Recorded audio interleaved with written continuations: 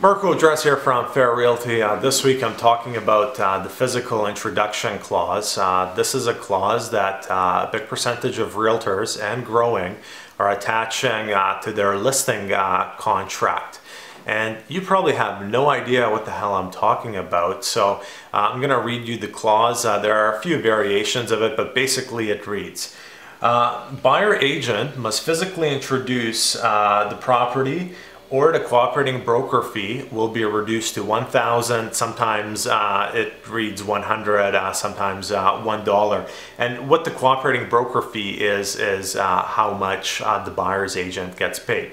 So you're probably wondering, what's the purpose of this clause? Well, basically, listing realtors, when they're listing your property, they don't want to end up in a situation where they get a call from a buyer, they show the property, and a few days later, a different buyer's agent writes an offer for that buyer. And that's the reason. I don't prescribe to that philosophy, and let me tell you why.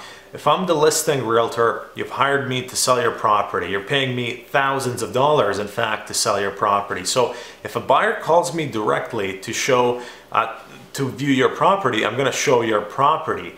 And you know what? If a few days later they decide to write an offer with a different realtor, great. I'm still getting paid because I'm still the listing realtor. The property might sell, which is the point of why you hired me in the first place. And you know what? During that showing, when I showed it to them, I probably knew more about the house than if someone else had been there showing. So I really don't prescribe to the philosophy behind this clause, and I would never ever use it.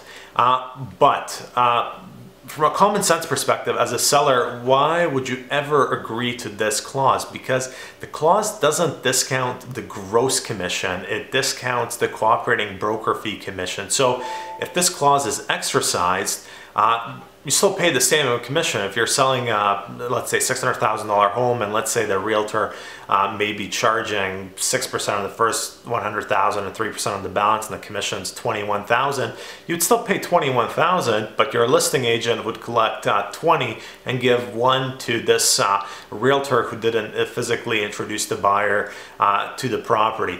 The only circumstance as a seller that I would agree to this clause is if the gross commission was also discounted by an equivalent amount. So if the cooperating broker commission is being discounted by $10,000, the gross commission, in my opinion, should be discounted by $10,000 as well. So that's my opinion on this clause. Marko, Juras, Fair Realty.